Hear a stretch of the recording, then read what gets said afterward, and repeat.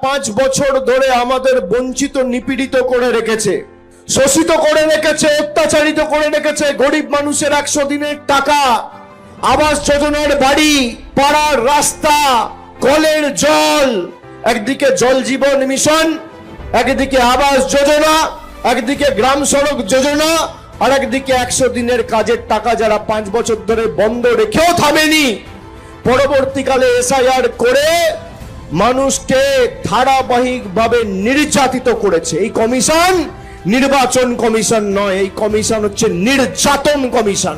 আজকে আমাদের লাইনে দাঁড়িয়ে নাগরিকত্বের প্রমাণ দিতে হবে নরেন্দ্র মোদীকে, অমিত শাহকে।